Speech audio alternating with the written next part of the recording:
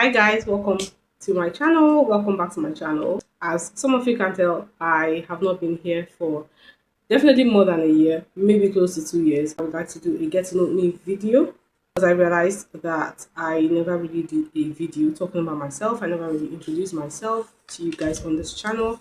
And since I'm coming back now with the intention of posting more regularly and being more open, more vulnerable, more transparent with you guys, I thought it would be appropriate to start with a get to know me video. So, here I have with me a bunch of questions that people have asked me over time about myself, and I have never answered those questions. So I thought I would come here and answer those questions now so that whenever anybody asks me questions like that, I would just refer them to this video. Also, it would give me the opportunity to talk about myself. Anyway, first of all, my name is Zainab Abdulrahim. My middle name is Omolara, but that's my official middle name because I'm Yoruba from Nigeria, West Africa, Africa.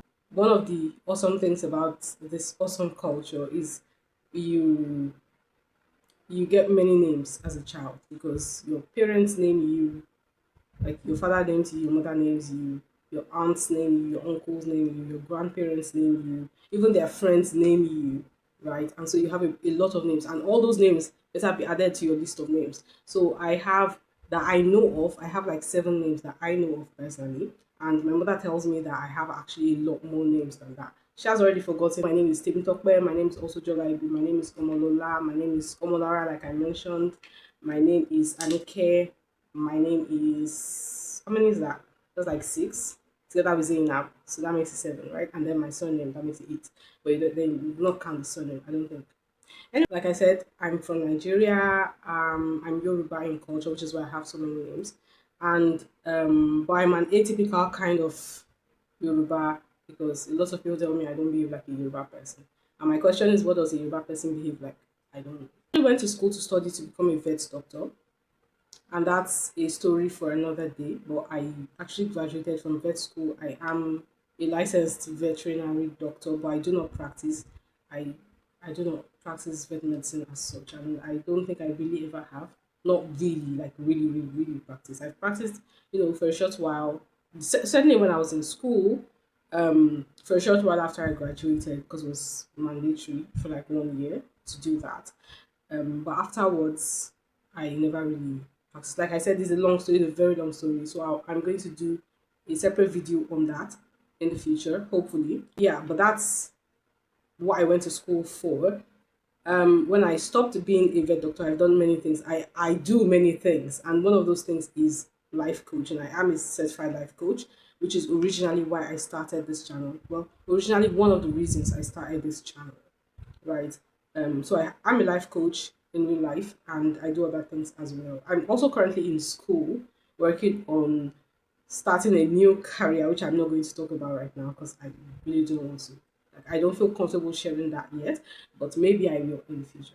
How do I identify myself? Right, I identify myself by a couple of terms: as a woman or a female, as a black African, West African, as a Muslim, as an INFP. Pause here if you do not know what an INFP is. It is a form of classification that categorizes people's personalities, that it categorizes people according to their personalities. So just look up Myers-Briggs type, personality type, Myers-Briggs personality type, or look up MBTI. It's an acronym, and you can learn, all about that. Right. So I identify as an INFP under the Myers-Briggs types personality, and I also identify as neurodivergent, which is a new addition to my identification because it's something I learned quite recently. What's your advice to someone who is having an identity crisis? I mean, that's a tough one. First of all, I feel very sorry. I feel sorry for 2 reasons. I feel sorry that you're experiencing that because I have been there and I know just how much it blows. But I also feel sorry that I did not get to this question before now because I don't know like how much of it's certainly a crisis, but I don't know. If you're still in that crisis, I don't know if you're able to get out of it at the time you asked me this question. It's embarrassing to mention how long it's been since you asked me this question, so I'm not going to mention it here. But I'm really sorry that I did not get around to it. An identity crisis, it's like something goes off in your head, like a light bulb comes on in your head. Because most people live on autopilot, right? So most people don't sit down and think, oh, so how do I identify? Like, who am I? Like, but then individuals, of course, at different times in their lives, meaning that when it happens for you might be different from when it happens for me. So for different people, it happens at some point. Something will happen, a series of events or and a single event can trigger, that thought process. And then you get to a point where you start thinking, okay, who am I? Like, what am I? Outside of this thing that I have, what else am I? Is there more to me? Right? So outside of being a girl, is there more to me? Outside of being a student, I'm in school. Outside of being a student, is there more to me? Right? Outside of being a mother, is there more to me? Outside of being somebody's child, somebody's wife, somebody's husband, somebody's brother, somebody's sister. Is there more to me, right? And so people will start asking those questions. And many times, if we actually start asking those questions, it's because we don't have the answers to those questions. And so that causes us, anxiety, pain, confusion.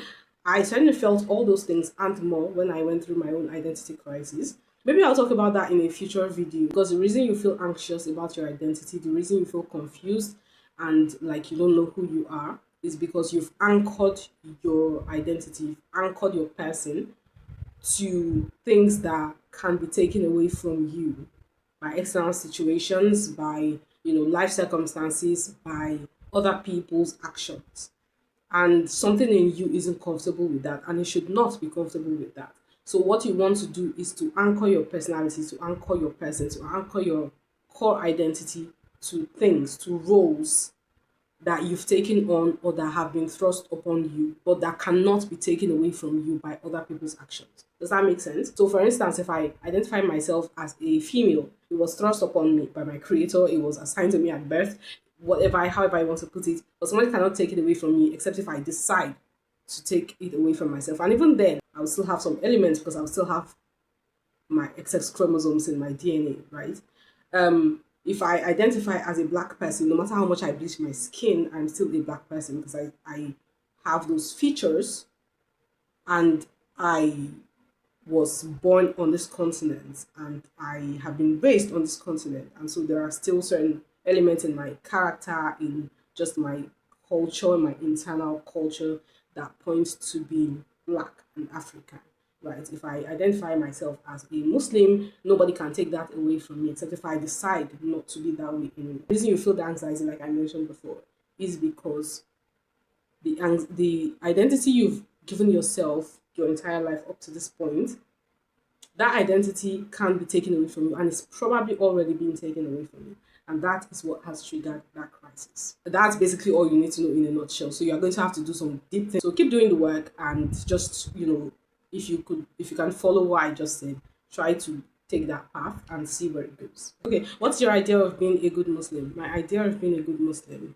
I'm going to keep it as short as possible, regardless of whether or not I was born into a Muslim family. I had to decide at some point in my life that that was what I was going to pursue.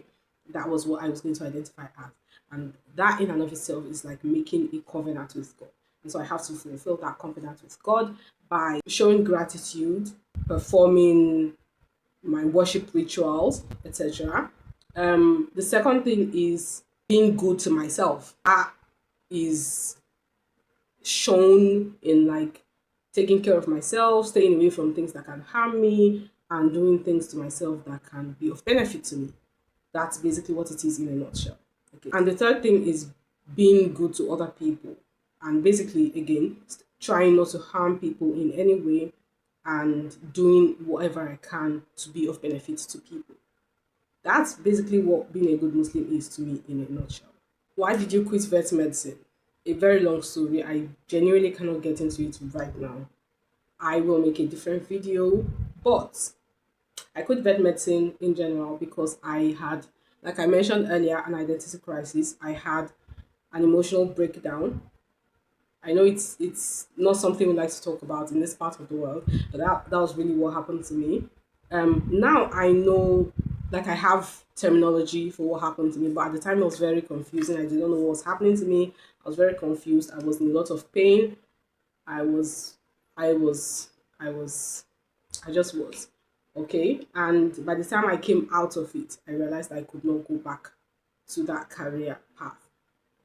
Whether because the career path wasn't working for me, or maybe I suspect maybe more because my brain had already associated anxiety and all of that confusion with vet medicine, because I was in my final year of vet medicine when all that emotional stuff came up. It was burnout, actually. Now I know it was burnout. At the time, I did not know. But it did manifest as an emotional breakdown. And so I think my nervous system, my mind has associated that pain, the pain that I really felt at the time, with the vet medicine career.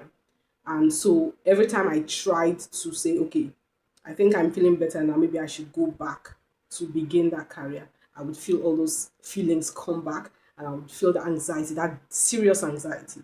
I remember there was a time I wanted to, anyway, let me not go into it. I will definitely make a video about that separately. Okay, but in short, the reason I quit bed medicine was I could not do it. I just couldn't. And it's okay. It's actually okay. I'm actually happier. I'm a lot happier now. And in some ways I think it was even quite boring for me. Advice to someone who feels stuck career wise. So the question is, why do you feel stuck? Like, what way do you feel stuck? Is it because you are not getting a job and you don't know how to move forward, or you're getting jobs but they're in like different fields, or you have it, or do you have a career that you are getting different jobs in that career, but it feels like you're going nowhere? Or do you have a job, a stable job in a particular career field that you've been in, and that you're hardworking, but it feels like your life is going nowhere and it feels like you're meant for more? What exactly? There's no details here, so I cannot really say, like I cannot really tailor the response to your particular situation. But in general, if you feel stuck career wise, I would ask you to question yourself and to be honest with yourself about whether or not that's actually the career you want to pursue. If you are in fact building a career. If it's not a career, then I would ask you to question yourself if it would not be better for you to figure out a career that will be beneficial to you. I'm not talking about a passion right now. Put passions aside. Talking about something that you can do and that will give you good opportunities in today's world, because things are getting tough out there and we cannot, rely entirely on sentiment. Sentiment has its place, but when it comes to living in the real world, then we have to figure out what is going to actually give us good opportunities, and what is going to help us get ahead and help us live and allow us to be able to work on our passions, if that makes sense. So, like I said, if you are stuck career wise, then if you're already in a career, then I would ask you if that is actually the career you want, or if, like me, you would not find it more interesting to start building a different career. And remember, it's never too late to go back to school. It's never too late to go and learn a different, you know, skill, ever. Like never, ever, ever. Spoke like speaking as someone who has just gone back to school, and like I'm in my early 30s, so it's never too late if you actually want to do it. Um, and if you already have a career and you're actually happy about it, then I would ask what exactly is making you feel stuck. If you do not want to, maybe like if you're working for somebody, maybe working for somebody is the issue and you would be more suited to working for yourself. Or if you would be more suited to picking a specific area in that field and then focusing on it, instead of the area you are actually focused on right now. You might need to think outside the box. Again, without specifics, I can't really go into details, but you're going to have to do that work by yourself. Or you can ask more specific questions and we'll see. Your relationship status, are you single, dating, or married? Are you single, dating, or married? Oh my god. If I had a cent, a kobo for every time somebody has asked me this question, I probably already have own a yacht by now. Okay, maybe not a yacht. No. Anyway, no, I am not dating. I'm not married. I am single, very much single, and happy about it. Are you a MD or a PhD? Yeah, somebody actually asked me, are you a medical doctor or a PhD? No, I am not. I am a vet doctor, like I said. That's a veterinary doctor. That's a DVM. like a doctor of veterinary medicine. Okay, what pushed you into personal development and growth? Okay, personal growth and development. What pushed me? What pushed me into personal growth and development was that when I was 21 years old, I had what is called an emotional breakdown, like I said, and that, which was actually a form of burnout, um, and I needed to figure out what was happening to me because I was very confused. I was in a lot of pain. It manifested as an emotional breakdown, and it manifested as anxiety, a lot of anxiety. Apart from the anxiety, I was struggling with depression. I was struggling with all these things. It was affecting my health, it was affecting my concentration, it was affecting my motivation. I did not want to get up in the morning. I had to get up because I was still in school. I was in my final year of vet school. So I had to get up because we had a lot of work. But I hated getting up in the morning. I hated my life. I hated everything. And I felt like I was always screaming in my head for help while smiling on the outside. I I was miserable. And looking back, whenever I look back, I just feel sorry for that person I was. But I'm grateful for the trajectory that my life took from. Anyway, that was what pushed me into personal growth and development because I had to figure out what was happening to me. I just had to. I couldn't talk to anyone about it. But yeah, that was how I got into personal growth and development, and that was how I ended up here. And it has been great because I have actually been growing as a person. I have gotten past a lot of those struggles. I have not had, to God be the glory, I have not had a single anxiety attack in more than 8 years. And I'm grateful for that. Well, not in more than 8 years. I would say in more than 5 years. In about 5 years. I've not had a single anxiety attack in about 5 years. And I'm so grateful for that. Um I still get anxious. I don't think that thing can ever leave you if you're just generally an anxious person. Um, but that kind of anxiety that makes you feel as if you're about to die, that makes you feel as if your heart is going to you're going to have a heart attack. That kind, I haven't felt that in about 5 years. I'm so grateful for that. I haven't felt depressed in about the same time. I have had bouts of sadness. I have had bouts of, loss of motivation, of tiredness, of burnout, of shutdowns. But that particular kind of depression that makes you just feel like you're better off not here, if you get what I mean. I haven't had that in about the same time. I'm eternally grateful for that, and I hope it never comes back. So I have grown as a person. Um, I have developed. I've learned more about myself. I've learned to accept myself. I've learned to I become more self aware. And as time goes on, I am learning new things about myself. And just that peace that I feel within myself, the acceptance I have for myself, has just eased a lot of that pain. And, it has literally eased a lot of that pain from me because I never went to therapy. I never used a single antidepressant. I never used a single anti-anxiety medication ever. What is your most important discovery in the past decade? My most important. I've made a lot of important discoveries, like I've mentioned, but I think my most important discovery in the past decade, in the past lap, I think it's the fact that I'm neurodivergent. Is the fact that I'm neurodivergent and that for if you don't know, it means I have autism and I have ADHD. And this is actually, it's funny. This is the first time I'm actually saying it out loud. I haven't told anyone in my life, not even my family, because there's not a lot of knowledge about neurodivergence, about autism, ADHD, things like that. We have a lot of misconceptions about it. I had a lot of misconceptions about it. And when I first started discovering in my research, in my studies, in my readings, and all of that, that I may have autism, I was like, no, no, there's no way I have autism. I genuinely did not want to have autism, let me tell you. Because the only picture I had in my head, and I think many of us have in our heads of autism, is somebody who has, unfortunately, somebody who has an intellectual disability, or, even if they don't have that, somebody who cannot make eye contact. I can make eye contact. It's very painful for me, very uncomfortable, but I can make eye contact, and so can many autistic people. Now we know that, right? But I thought, no, yeah, no, I can make eye contact, and I definitely do not have autism. Somebody who you might be talking to and they either won't respond or they won't talk back to you, or they'll be talking about you in the third person, that kind of thing. So they've got communication problems, or people who, just they're just really like not the picture I have in my head of myself. So I was like, no. But I had to keep coming back to it. It was actually quite recent. It was actually like 2 months ago that I finally accepted. I do have autism and it's fine. And I was only able to accept it because I learned about it. It just means that you have your new nervous system, your brain is wired differently.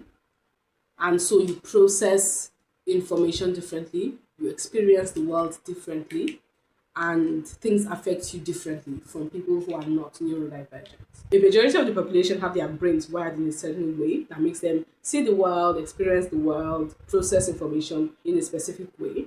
And if you're neurodivergent, then your brain is wired differently from that, from the norm, which is why it's called neurodivergence or being neuroatypical. Some people do have autism and an intellectual disability, but they have autism and intellectual disability. It's not that the autism is an intellectual disability. Absolutely not. And that was one of the that I think that's one of the biggest misconceptions we have about autism. Same thing with ADHD. In fact, I did not want to be autistic. I definitely did not want to have ADHD. I found out that I might have ADHD earlier on, far earlier than I discovered I might actually have autism. I would like, oh no, I definitely don't have, because in my head also for ADHD, it was like that child, that child who cannot sit still in school, who cannot sit down and pay attention, who cannot take instructions well, who runs around, disrupts the class, who is very disobedient, who does poorly at school, who causes problems wherever they go, who annoys people, etc., etc., etc. And in school, I used to sit down and I've always been a very quiet person. I take instructions well. I used to do well in school. I hated school, but I never, admitted that to myself, let alone said that out loud. I definitely was not using up to half of my potential in school, but somehow I always, you know, got like above average marks. I mean, I knew that most things in school bored me, annoyed me. But because I always passed, sometimes I would get like really high marks, sometimes I would get like above average marks. I never failed, so I definitely did not consider myself somebody with ADHD. I genuinely do not know why, but I really did not want to have. But at some point, talking about self acceptance and all that, you have to, again, you just have to learn. And once you learn, you will accept things about yourself that you may not have wanted to accept in the first place. And that was what happened to me. So let's cycle back. The question, my most important discovery in the past decade, I've had a lot of discoveries about myself in the past decade, but the most important one, as far as I'm concerned, is the most recent discovery, which is that I'm neurodivergent.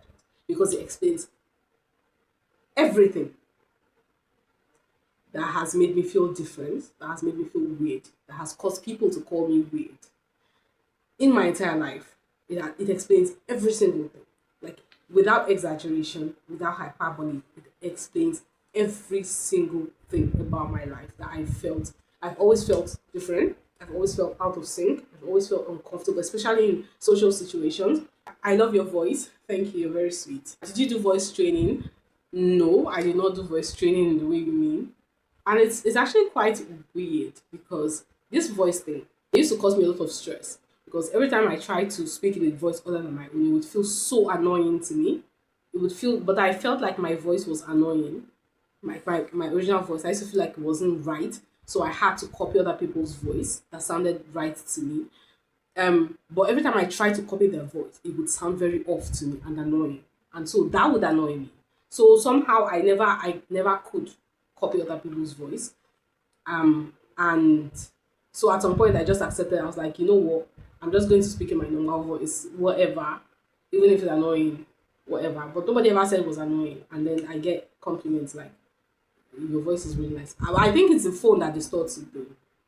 Like I don't think it sounds like that cool in real life. Thank you. Anyway, I just wanted to mention that because it's ironic that when you don't change something about yourself, like the thing you don't change about yourself is that thing that people actually enjoy, which means that when you're changing certain things about yourself, you're not actually doing yourself any favors and you're not doing the world any favors because it would be that the way you're supposed to be, even though it's different, is the what is that thing that people need to make people's lives better or to make the world just a little bit more better. If that makes sense. What is one turn on you have, one turn off that you have? One turn off that I have is judgmental people. Like not the people. The people are not my turn off, but it's the act of being judgmental. Like I do not understand why people cannot just live and let live. It has never made sense to me. Like when you're seeing someone else's faults, there should be something in your head that says, yeah, I have my own faults too, so maybe I should shut up. Or maybe at least maybe I should be understanding, right? But it seems to me like a lot of people don't, like they don't, that thing doesn't tell them in their heads. Like they just go off on other people. And in many cases, it's over things that those people cannot handle, right? Like if you're criticizing somebody for things that they've chosen to do, like in bad behavior, something like that, that's understandable. Okay, sometimes it might even be encouraged. But if you're going off on somebody, if you're mocking somebody, if you're making fun of somebody, making somebody a meme, making somebody the butt of your jokes over something that they cannot handle, they cannot help, they never choose, because that thing is just different or that thing just seems funny to you. In many cases, it's just because that thing is different and it just seems funny to you and it seems like something you could. I mean, I don't get it. I genuinely don't get it. I don't. It's one of my turn ons. My turn on, I think my turn on is kindness. I have a lot of turn ons, obviously, but kindness. Kindness is something you cannot buy. And it's something you have to choose to be.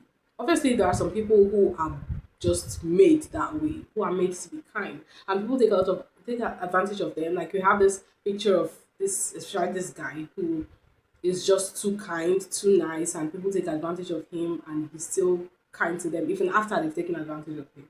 Right, like that picture is the sweetest thing ever, and I think that even though, especially because people take advantage of you, and you're still kind, like you have to choose it, like you have to really choose it. You have to really open your heart to it. Even if it was in you before, you have to really open your heart to it, and you have to really decide that no matter how people treat you, no matter how unkind people are to you, you're not going to stop being kind. And I think that's just one of the most beautiful things ever, low key, because this links to another question that somebody asked, like what is one important trait you would have in a life partner? I did not answer that because it was attached to the single or married, whatever question. An important trait I would like in a life partner. Obviously there are a bunch of traits, but I think one of the most important, if not the most important, is kindness. Okay, let me just get like really vulnerable with you. I want somebody who, even if like something happened, obviously nobody goes into like a marriage or relationship planning to break up. Most people don't. I think I did it once. We'll talk about it later. Most people don't go into like a relationship or a marriage planning to break up or get a divorce. But it happens, right? It happens. So you never can tell, and you have to always have that back of your mind. If that is something you want to like, if you want to get married or if you want to have a committed relationship, or I don't know if I want to, but if I do, and then I would not want a divorce or something like that. But even if that happened, I would want somebody that even if we had a divorce and I was the one who hurt him, obviously I never would want to do that. But even if I were the one who hurt him, he would still be kind to me. Like that's kind of person I want. I hope that makes sense. Finally, we've gotten to the end. This is the final question. So it's actually two questions that I'm merging into one. So why did you start this channel and what is the purpose of the channel? And then I'm going to tag on to that what kinds of content can we expect from the channel. So I became a life coach, right? I became certified as a life coach, and I used to organize master classes online for like people free of charge, and I would have this. But those classes were like just like one time until the next time I would organize the next one, right? And after that, the content would be lost and all of that. And so I thought it would make sense. And actually, my coach suggested that even during the training, but because I'm a stubborn person, I did not listen at first. Um, and so I figured out it was probably time for me to start a channel on social media, specifically YouTube, where I could just teach whatever I needed to teach, like whatever concept would come to mind, without having to wait till I'm organizing a masterclass or a seminar or whatever, and just put it on there so that whenever anyone needs something like that, they would be able to go there. At its core is the reason I started this channel, and before that is the reason I used to organize these master classes. It's that I wanted to, and it's actually the reason I became a life coach. I actually wanted to help people who who are going through what I went through before I got on my personal development journey, who are going through what I went through, who are confused, who have no one to talk to, who don't understand what's going on with them, and they want to know that they're not alone. It would have helped me so much at the time to know that I was not crazy, I was not alone, and I was not like about to die. It would have helped me so much to know that. Yeah, it wouldn't have healed me immediately, but it would have helped make things less painful for me. And so I wanted to put a lot of content out there talking about, some of the things that I went through and some of the ways that I was able to work through those things. Okay. So that's basically the purpose. I have not been consistent. One of the reasons I've not been consistent, one of the reasons I've not been posting all that much is apart from the fact that life happens and a lot of stuff has been happening in my life, but also because I've been uncomfortable. Like there's a lot of things that other people might see as normal, but I find it difficult to talk about. Like they feel very personal to me, and so I have to work up to talking about them. Of course, when I start talking about them, then I can't shut up. But yeah, I have to work up to talking about them. I've been working on myself regarding that, and I think I'm in a much better place now because I've realized that even in the past few months, even in the past year, I've been more open with some of my friends, and I've been speaking to them about things as they've happened in my life. Where before, like maybe like 5 years ago or 10 years ago, I never ever would have spoken to them about stuff like that. Right. So I think I am getting better and getting past it. And yeah, I'm proud of that. I'll share more of myself. I want to be more vulnerable with you guys. I want to tell you more about stuff that happened because I know that what works, like talking to people about stuff and how to get over it works. But what works better than that is actually telling people what happened, like in a story format, like sharing your story, like basically sharing your story with people. Works every single time. I'll tell you also right now that I've wanted to delete this channel many times, many times. But every time I want to delete it, there are two things that stop me.